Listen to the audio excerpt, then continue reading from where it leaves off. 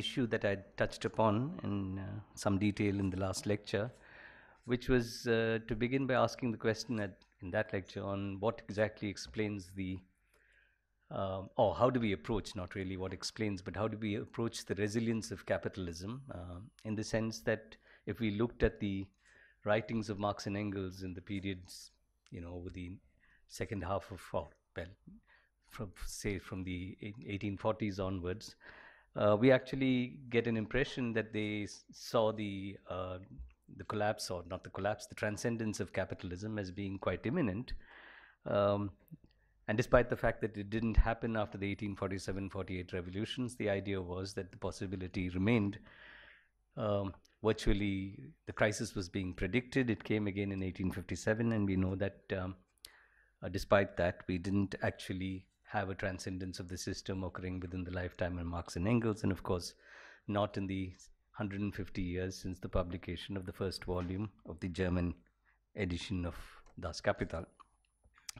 So I want to return to this because when we do return to Capital, 150 years after its publication, we do so with objectives that are quite contrary. On the one hand, of course, we partly seek, as I've just mentioned, to try and understand this resilience of capitalism, despite Marx's own understanding that his period of engagement with political economy starting in the early 1840s was one in which the sort of inexorable logic of capitalist development will lead to its transcendence, and the issue remains, as I mentioned, that why exactly didn't we have this in the 150 years since then?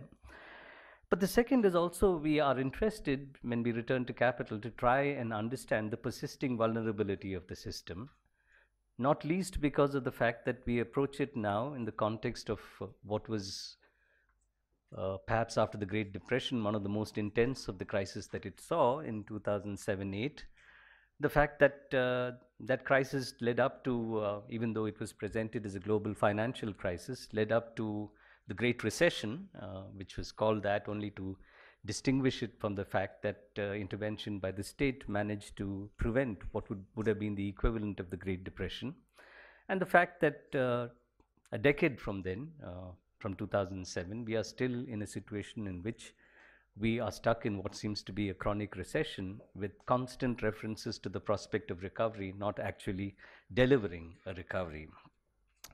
In fact, it is for the latter reason, this need to understand the vulnerability of capitalism and the fact that it has been brought home by periodic crisis, that even those who declare themselves as not particularly convinced by Marx's analysis are forced to reckon with it, as we know, and they do so despite the fact that we happen to be in periods, or happen to be now in a period, when political forces that are influenced by the analysis of Marx can be seen, or tend to be seen, as being weak, even if not in retreat. So Marx's analysis and assessment that capitalism is crisis-prone, and his analysis of the instability and vulnerability of capitalism, it appears, are too close to the truth to be ignored. Capitalism may still survive, but its evolution has been and remains scarred by violent disruptions in activity, establishing the validity of the understanding that such crises are an imminent feature of the dynamics of capitalism. But the problem is that in that analysis of this vulnerability, this tendency for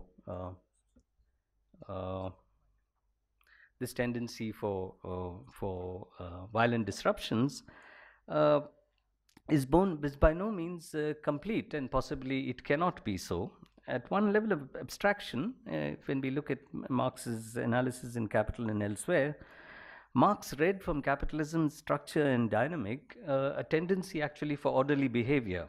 The tendency to an appearance of order in capitalism was inherent, in fact, in the advanced division of labor itself, on the basis of which capitalism functioned. Because in Marx's words, all the different kinds of private labor, which are carried on independently of each other, and yet as spontaneously developed branches of the social division of labor, are in a situation of all-round dependence on each other and are continuously being reduced to the quantitative proportions in which society requires them. If there is any divergence in the share of labor allotted to a particular sector from the requirements set by the demand for the output that it produces, outputs and prices would diverge from equilibrium values because of excess supply or demand in particular sectors. Only so much of any commodity can be sold which is equivalent, as it were, to the social demand for it. So through adjustments of prices, demand, and supply, social labor time gets reallocated across commodities so as to ensure that demand and supply match and production is in line with what is socially necessary. Thus, Marx argued, in the midst of the accidental and ever-fluctuating exchange relations between the products, the labor time necessary to produce them asserts itself as a regulative law of nature. The process need not be immediate or smooth, but the tendency is for the system to restore order and balance, even if that is achieved at the cost of wasted or unutilized resources and unemployed labor. This then is the law of value as it operates at the social level, independent of the will and actions of the independent operators. That, in some sense, is pointing to a tendency to order in the system. The owners of commodities, Marx argued, find that the same social division of labor which turns them into independent private producers also makes the social process of production and the relations of the individual producers to each other within that process independent of the producers themselves. Now, this tendency to order notwithstanding, in any system of widespread commodity production, disruption of the circuit of commodities is, we know, quite likely. This is because of the presence of money. For example, a disruption can occur if circumstances encourage individual transactors to exploit the fact that money as the universal equivalent can be held without transacting simply as a store of value. Marx argued that with the emergence of a money commodity as the universal equivalent, Say's law, which held that supply creates its own demand, does not hold. To quote, nothing can be more childish than the dogma that because every sale is a purchase and every purchase a sale, therefore the circulation of commodities necessarily implies an equilibrium of sales and purchases. While sale and purchase constitute a single identical act when occurring between two persons, they are, when performed by the same person, two separate and distinct acts which are separated in both time and space, or can be separated in both time and space. No one can sell unless someone purchases, but no one directly needs to purchase because he has just sold. If he or she does not, the circuit is broken, preventing the realization of the value concealed in commodities. That disruption will affect the demand for and or supply of other commodities, and the crisis can spread from its point of origin. This, however, is a description merely of the circuit of commodities, the CMC circuit. Whereas under capitalism proper, what really matters is the circuit of money capital aimed at enhancing value. And given the antagonistic nature of capitalism, the anarchy that characterizes it, and the contradictory tendencies that these generate, there are even more reasons why capitalist evolution can never be smooth than what we observe under just the production of commodities. Capitalism is antagonistic because of the nature of the relationship between capital and wage labor, between profits and wages. And it is anarchic not because of the fact that the system is in a permanent state of disarray, which it is not. It is because it is inevitable that in a system with private property, the investment decisions that drive accumulation are made by competing atomistic decision makers in uncoordinated fashion. There is no possibility of coordinated investment decision making. The antagonistic character of the capitalist mode is reflected in a constant effort by capital to increase at the expense of wages the share of surplus value that can be appropriated. Capitalist production, we know, and it was discussed last time, is not aimed at delivering use values, but producing ever-increasing exchange values through the extraction of surplus value. This affects the laws of motion of capitalism that unfold by making individual capitalists behave as capital personified, nothing more than cogs in the wheel of a larger mechanism geared to the continuous self-enhancement of value. The drive to enhance surplus value implies a persisting tendency to hold down wages and even depress them, affecting the consumption of workers. On the other hand, capitalists do not consume all the surplus that accrues to them, but are forced to allocate a large and perhaps a rising proportion of it for accumulation. This is constantly enlarging the mass of commodities brought to market for sale. The resulting competition between capitals to win for themselves an adequate share of the market to realize the surplus value congealed in the commodities that they produce themselves, that it results in a situation where this tendency operates as an external coercive law. This forces capitalists to constantly adopt new means of production that replace workers with machines, reducing the number of workers and the capital outlaid as variable capital, while increasing the mass of constant and possibly the volume of constant capital. It consists of instruments of labor and the objects of labor. This gives rise, we know, to the following contradiction. Capital is driven to expanding production, but simultaneously constrains demand by depressing wages and limits capitalist consumption. That is in the essential nature of an antagonistic mode which has the need to function as merely a cog in a mechanism on the part of the capitalist who needs to accumulate and accumulate. This creates a potential source of disproportionality between the capacity of the system to produce goods and services and the demand for them, leading, as we know, to a crisis of overproduction and underconsumption. On more than one occasion, Marx pointed to this contradiction between the need for expansion under capitalism and the restriction of consumption that results from the drive to limit the wages of workers or necessary labor on the one hand, and capitalist consumption to maximize accumulation on the other. In a footnote to Volume 2, Marx argued, the workers are important for the market as buyers of commodities, but as sellers of their commodity, labor power, capitalist society has the tendency to restrict them to their minimum price. Further, the periods in which capitalist production exerts all its forces regularly show themselves to be periods of overproduction, because the limit to the application of the productive powers is not simply the production of value, but also its realization, that you need to realize the surplus value congealed in those commodities. However, the sale of commodities, the realization of commodity capital, and thus of surplus value as well, is restricted not by the consumer needs of society in general, but of the consumer needs of a society in which the great majority are always poor and must always remain poor. In that sense, the antagonistic character of capitalism as a mode creates a situation in which it is possible for the system to be characterized by crises of overproduction and underconsumption. However, where wages and the length of the working day settle, is determined not just by the needs of capitalist accumulation, but the state of play in the class struggle. If unemployment is low and worker resistance strong, holding down wages or lengthening the working day is not easy or assured. Rapid accumulation by increasing the demand for labor at a faster rate than the rate of growth of the labor force reduces the level of unemployment and tends to raise wages. On the other hand, if wages rise and the length of the working day shrinks, so do profits, adversely affecting the pace of accumulation and threatening slow growth or stagnation.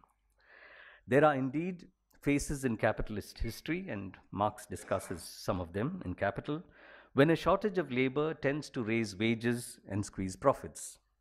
Given the antagonistic nature of the capital-labor relation and the drive of capitalists to shore up profits, the capitalist response is to reduce dependence on living labor by substituting it with dead labor in the form of more advanced and productive means of production. That is essentially when you have an increase in wages, which occurs because of the fact that accumulation has increased the demand for labor and shrunk the reserve army, as it were, and wages tend to rise. The response of the capitalist is, of course, to try and resort to improvements in the means of production, which displaces living labor, substituting it with dead labor or with constant capital. So the tendency to adopt more productive labor displacing machinery unleashed by the competition between capitalists is now intensified by the need to reduce dependence on living labor. The result is that the demand for labor can fall short of that necessary to absorb even those newly entering the labor force, leave alone absorbing the backlog of the unemployed. In the event, an abiding feature of capitalism is an unemployed reserve army of labor that is replenished every time its contraction raises wages and threatens profits. Capitalism needs the pressure exerted by a large relative surplus population, by a reserve army of labor, on the level of worker resistance to render wages downward flexible and the working day elastic. The need for a reserve army to discipline workers and keep wages under control gives the constant process of technical change driven by the competition between capitals an independent justification within the logic of the system. But it can also aggravate the disproportionality between the capacity of the system to produce and the consumption that it stimulates, leading to the crisis of overproduction. Because workers are displaced, displacement of the workers obviously enhances the size of the reserve army of labor, that pulls down wages, and that obviously allows for a situation in which, while accumulation occurs, the demand, particularly for consumption goods, need not rise. This is one more way in which the antagonistic nature of capitalism sets up a tendency for the system to experience a crisis. But along with being antagonistic, capitalism, as I've noted, is a system that is anarchic because of uncoordinated decision making. This too makes the system crisis prone. As Marx repeatedly stressed, capitalist production is production meant for sale that allows not merely for the reflux of the value advanced by the capitalist in the form of constant and variable capital, but also for the realization of surplus value, which is the reason for the existence of capital in the system. If the latter does not happen, the essence of capitalism, which is the completion of the MCM prime circuit, the conversion of money capital into commodities including labor power, which results in the generation of surplus value in production, which is then had to be in circulation, converted into a larger amount of money capital, M prime, which is greater than M, that tends to be challenged. For the value of commodities produced in any period to be realized, demand for the same must exist. But whether this exists or not depends upon aggregate demand in the system and its composition, which in turn depends upon aggregate investment made by all capitalists and the income that it generates in the system. But since no single capitalist, given the fact that the system is anarchic with uncoordinated investment decision making, since no single capitalist knows what other capitalists plan to do in terms of the volume and the area of investment, they would choose and merely rely on guesstimates of what the others are likely to do. There is no reason why the expectation of each and all of them regarding the demand for their output should be realized. Excess production in some areas and shortages in others are inevitable, necessitating ex post adjustments in production capacity. So restoring an equilibrium implies painful adjustments in the form of unemployment, bankruptcy, and the waste of resources. Thus, despite the sense of order conveyed by the law of value and Marx's readings of the laws of motion, as it were, of capitalism, the antagonism and the anarchy characteristic of capitalism inevitably bursts forth in violent eruptions. While Marx refers to many routes through which this could occur, there is no single, complete, or overarching theory of crisis in Marx, with the unfinished work in Capital and elsewhere just providing us with the apparatus with which we can approach the analysis of any particular crisis. What we have are different tendencies driven by the logic of capitalist development and triggered by circumstances, some of which can occasionally be even fortuitous, that can precipitate a crisis. And then again, they may not, if they are held back by counteracting tendencies that weaken or neutralize the crisis-generating ones. As Marx noted in the theories of surplus value, the real crisis can be explained only from the real movement of capitalist production, competition, and credit. Because the real context is far more complex, and those are not his words, than the abstract discussion of the self-expansion of value in a world of commodity production geared to the extraction of surplus value. However, partly because Marx did spend much time elaborating one particular explanation of crisis, and perhaps partly because of the way in which Marx's notes, it now appears, were put together for the later volumes of Capital, a view did gain ground that one explanation of crisis, which can lead to chronic depression as capitalism matures, held a privileged position in Marx's analysis. This was the law of the tendency of the rate of profit to fall, with, to recall, the rate of profit being defined as the ratio of surplus value to total capital, constant and variable capital outlaid by the capitalist.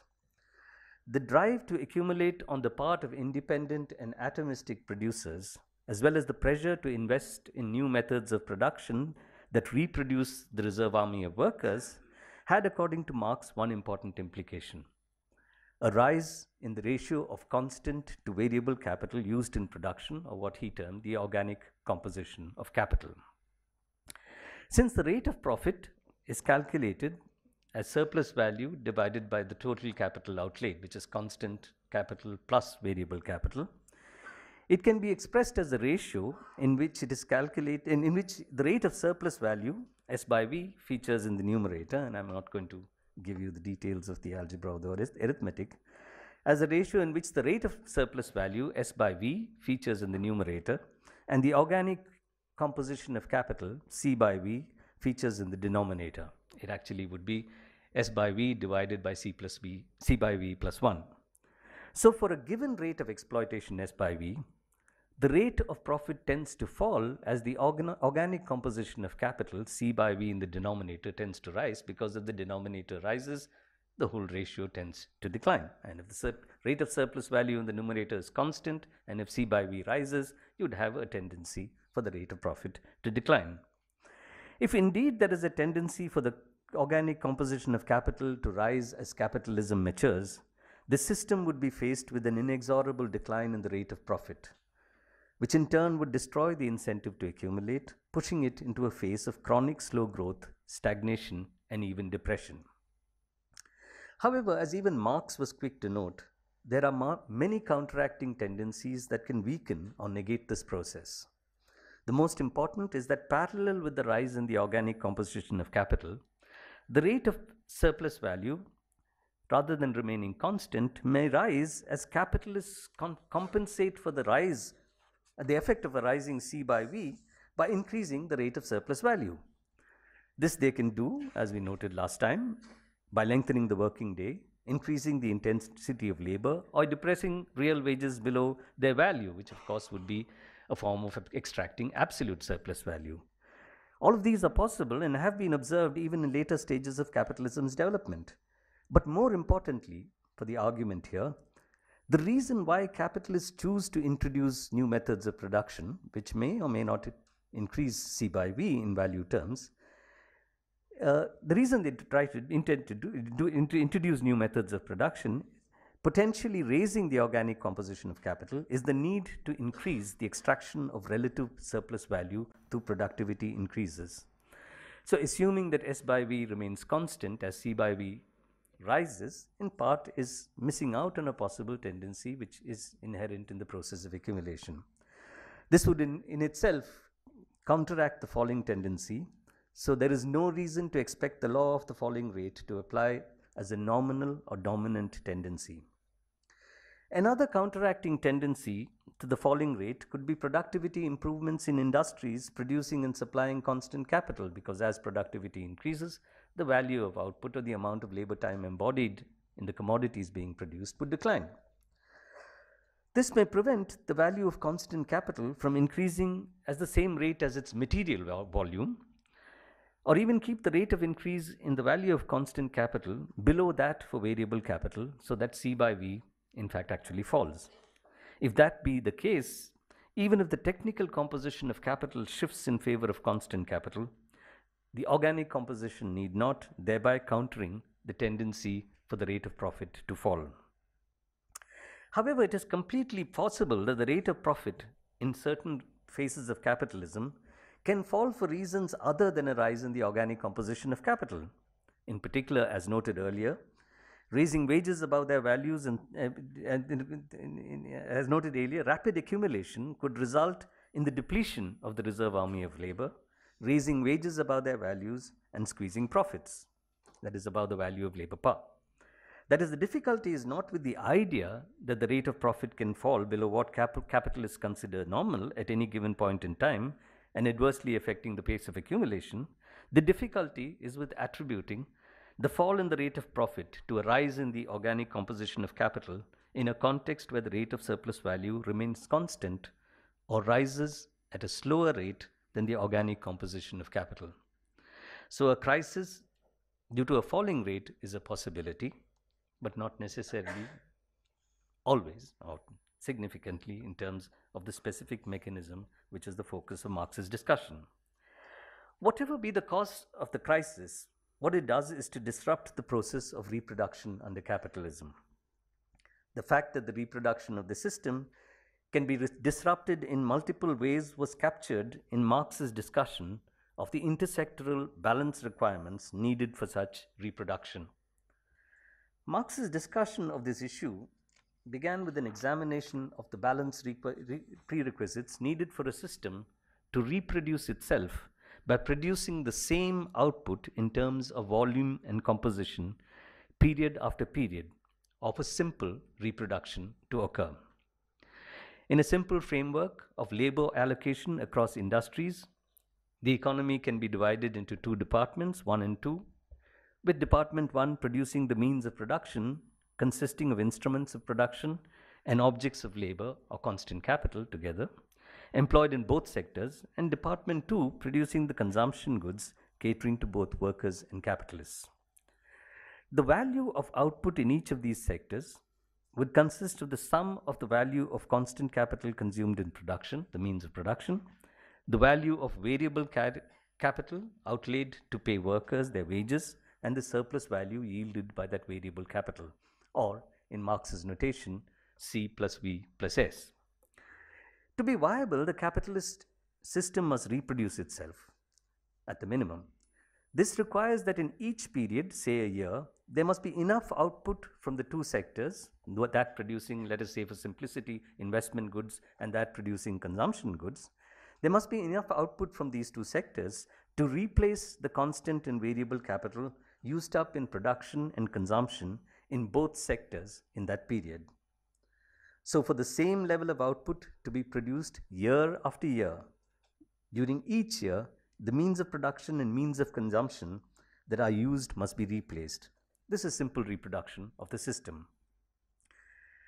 There is an implicit condition being met, which needs to be met for this to occur. Let us assume, as required for simple reproduction, that the workers consume the whole of their wages and the capitalists consume the entire surplus that accrues to them.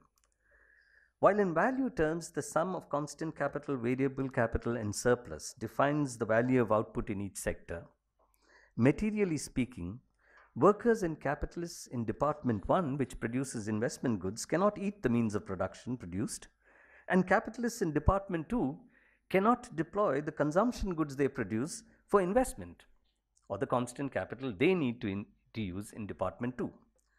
During any production period, while the investment goods required in Department 1 can be met from its own output, the consumption of workers and that of capitalists in that sector must be met from the consumption goods produced by Department 2. Conversely, in Department 2, while the consumption of workers and capitalists can be met from the output of that department, the requirement of investment goods must be met from the output of Department 1. There is therefore demand for consumption goods and an excess supply of means of production totaling B1 plus S1, which is with the reference to Department 1, in Department 1, and an excess demand for constant capital and excess supply of means of consumption amounting to C2, or the capital required in Department 2. This requires a steady exchange between the two departments. The excess elements of constant capital C2 must flow from Department 1 to Department 2 to meet the reproduction needs of the latter, and the excess elements of consumption must flow from Department 2 to Department 1 to satisfy the consumption requirements of workers and capitalists located in the latter. For simple reproduction to be complete and stable, these flows must match. That is, the variable capital and surplus components consumed in Department 1 must be equal to the constant capital requirement in Department 2.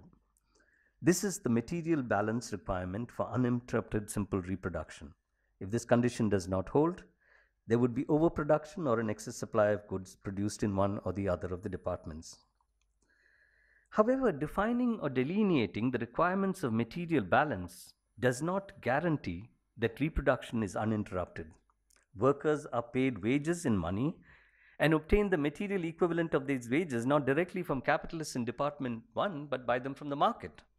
Similarly, capitalists in Department 2 have to turn to the market to replenish their material capital, for which they need to sell commodities and accumulate money capital which they carry to the market. If, having sold commodities for money, as we noted earlier, one or more agents chooses not to use that money to demand goods, demand for some goods will fall short of supply.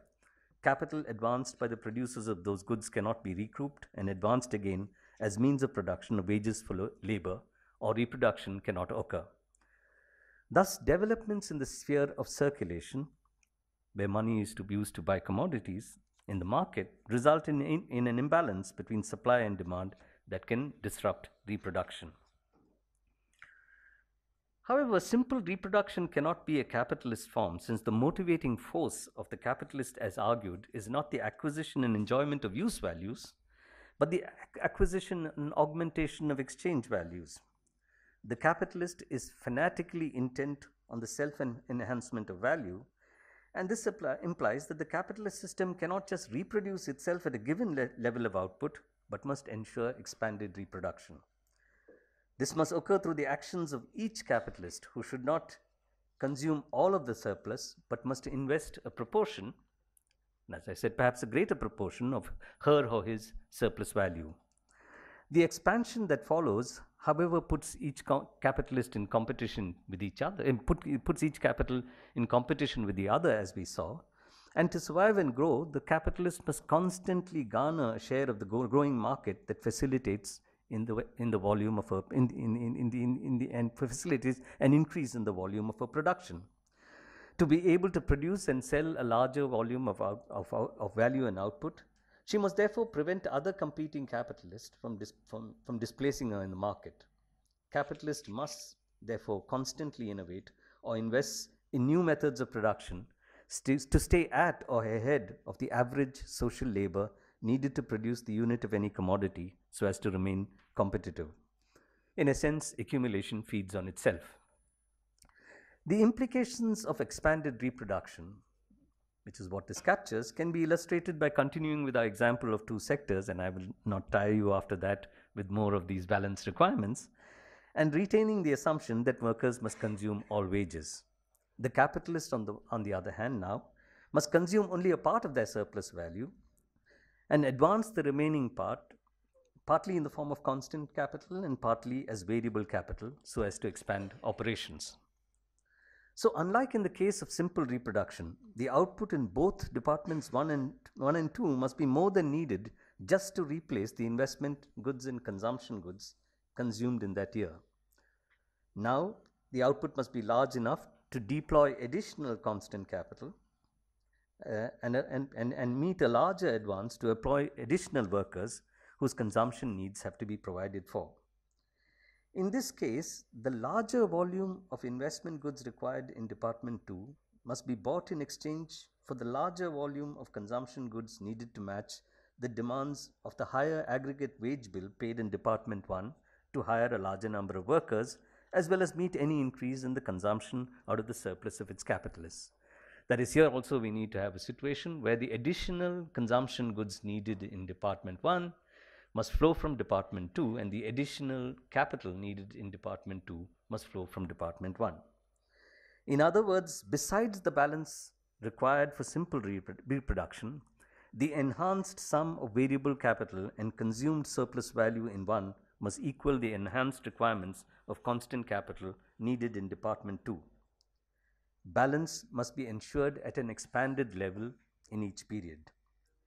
The implication of this balancing condition is that if the surplus value that is which is used in each year to invest in constant capital and variable capital, so as to increase production and augment surplus value, is not distributed across industries and departments in the appropriate proportion, surpluses and shortages would ensue. This is likely in a context where the decision of what capacities to expand are taken by independent decision makers who only have guesstimates of what other capitalists are likely to do, which would influence the supplies offered by the latter and the demand for the products of the former. Under the capitalist division of labor, independent producers engage in the production of separate commodities in the belief that there is demand for their products that can convert the value embedded in them into their money form. This money will in turn allow the producers concerned to acquire other commodities from similarly placed producers to meet their needs for productive or individual consumption. With no investment coordination, the likelihood is low that the appropriate division of investment and additional capacity needed for balance would be realized. This makes for realization crisis resulting from the disproportionality between departments. Underlying this disproportionality can of course be a faster growth of Department 1 relative to Department 2, or a disproportionality between the departments producing the means of consumption, which is Department 1, and those producing the means of consumption, which is Department 2. When such disproportionality leads to a situation where the growth in the demand for consumption goods, as we noted earlier, is lower than the supply resulting from the process of accumulation, instability and crisis are the result. Such crises of overproduction or underconsumption are also forms of disproportionality crises. Tugan-Baranovsky argued that there was no reason why this should occur under capitalism, because it is possible to lay out the reproduction schemes such that despite a small consumption goods sector, the production of machines to produce consumption goods more productively can ensure the criterion for balance across sectors can be achieved.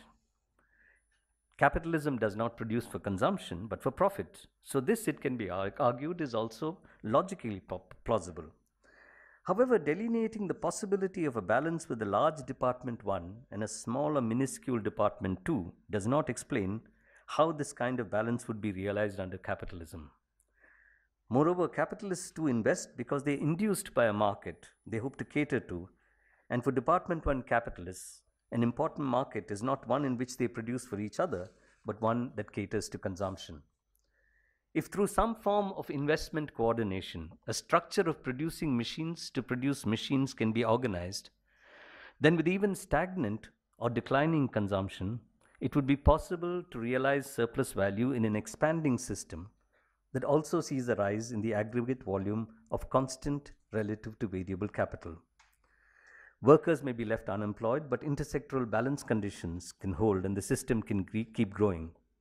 However, the problem in capitalism is that no such coordination is possible. Private property and the competition between capitalists renders it impossible. Oligopoly or even monopoly, while changing the nature of competition of capitalists, can in fact intensify it. And if government intervention is to manage the competition adequately to ensure investment coordination, it must abolish the atomism inherent in a system with private property. Of course, in environments where coordination is possible, social objectives will drive that coordination, and consumption would be an important target of social production. So we are not going to be looking for ways to get an equilibrium in which you have a large Department 1 with very little consumption goods and little employment in the system. So embedded in these discussions in Capital was the idea that the structural characteristics of the capitalist mode and certain tendencies that were inherent to the process of capitalist accumulation rendered the system unstable and prone to crisis for all of these different reasons and in these forms. This was, of course, crucial to an analysis that saw in crisis one of the elements that provided the circumstances for the transcendence of the system itself. Despite the failed revolutions of 1848 and the failure of the 1857-58 crisis to generate the revolutionary ferment that Marx and Engels expected it to have, the idea that crisis in capitalism would garner support for political movements aimed at overthrowing the system was central to their understanding. As late as 1873, in his postscript to the second edition of Volume 1 of Capital, Marx noted, "The contradictory movement of capitalist society impresses itself upon the practical bourgeois most strikingly in the changes of the periodic cycle through which modern industry runs, and whose crowning point is the general crisis. This crisis is once again approaching, although as yet but in its preliminary stage, and by the universality of its theatre and the intensity of its action, it will drum dialectics into the heads of the mushroom upstarts of the new holy Prusso-German Empire." Here too, one can discern a sense of living in revolutionary times, even if not at a revolutionary moment.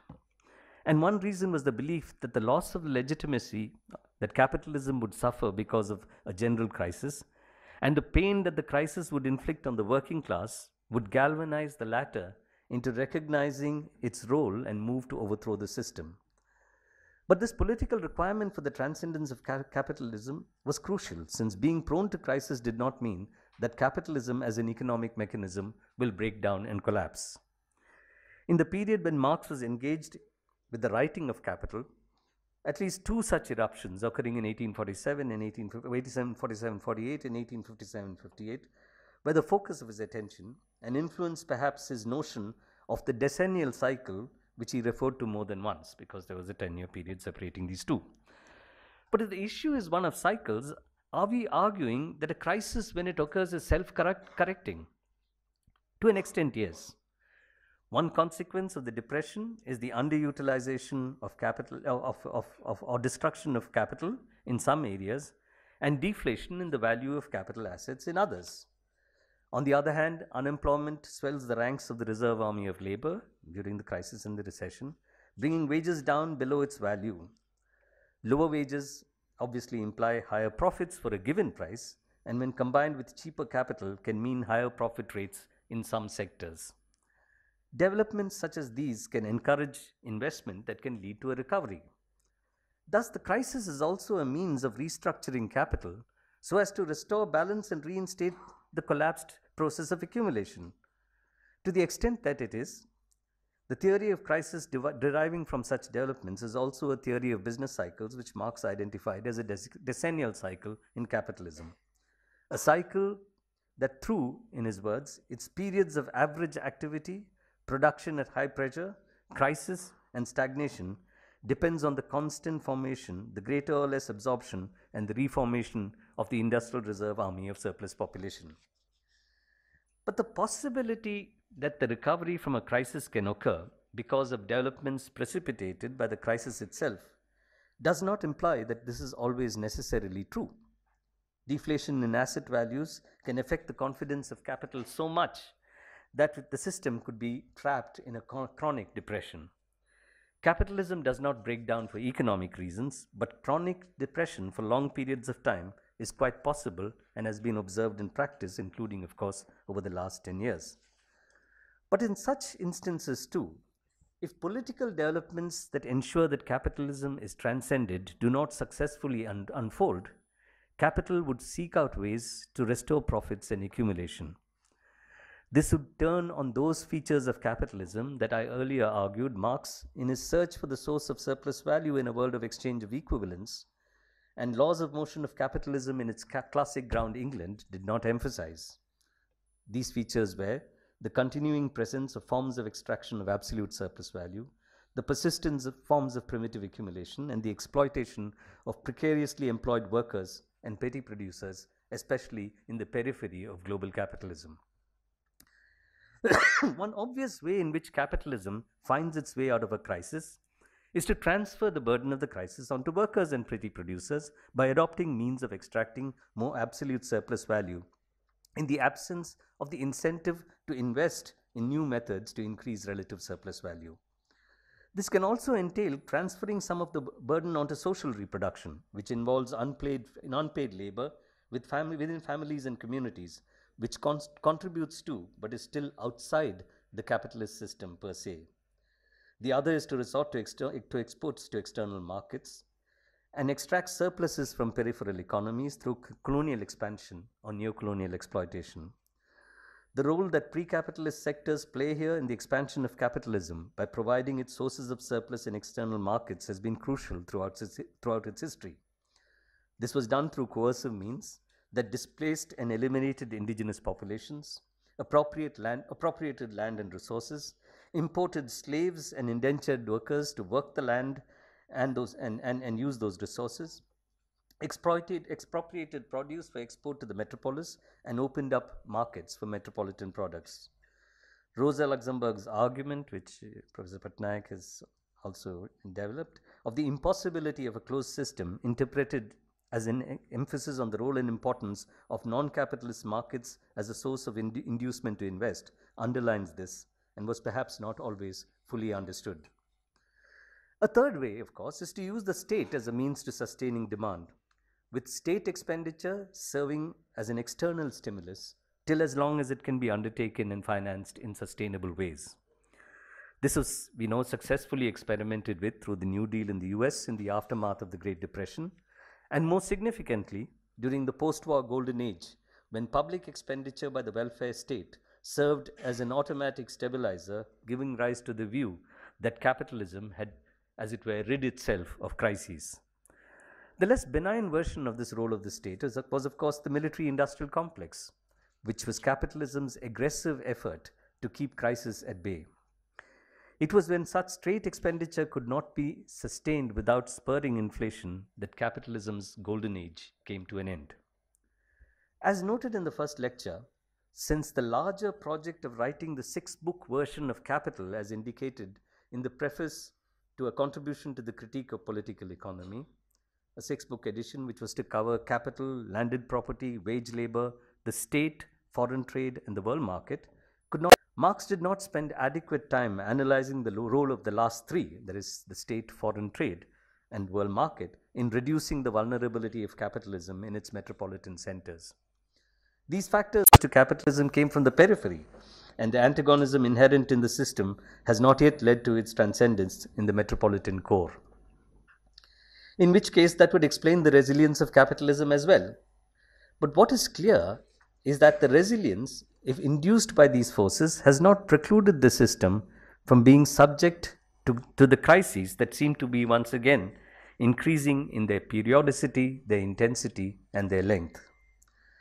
The complex influences on the ideas of any age and the political developments that accompany it are doubtless important to understanding why capitalism survived these 150 years and exists even today. But having survived, capital had to find ways of restructuring itself. Following the tendency towards stagnation that began in the 1960s and gathered momentum in the 1970s, restructuring took a form in which finance capital acquired a more important role in the capitalist accumulation process, aided by deregulation. The most obvious way was by expanding credit.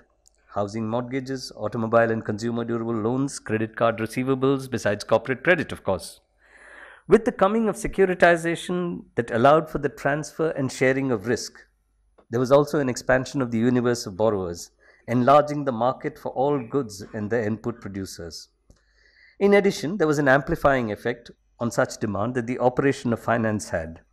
By generating a boom in asset values, it delivered a wealth effect, making households feel richer than they were and encouraging consumption out of future incomes by borrowing today.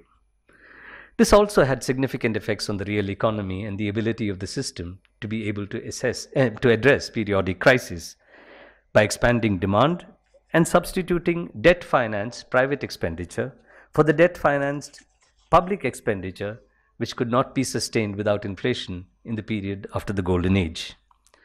This form of restructuring has transformed capitalism hugely relative to the way it looked and functioned in Marx's time. But Marx did have many insights on the role of money, credit, and finance that provide a point of departure for understanding the functioning of this new capitalism. In the next lecture, I turn to those insights and revisit capital in the age of finance. Thank you.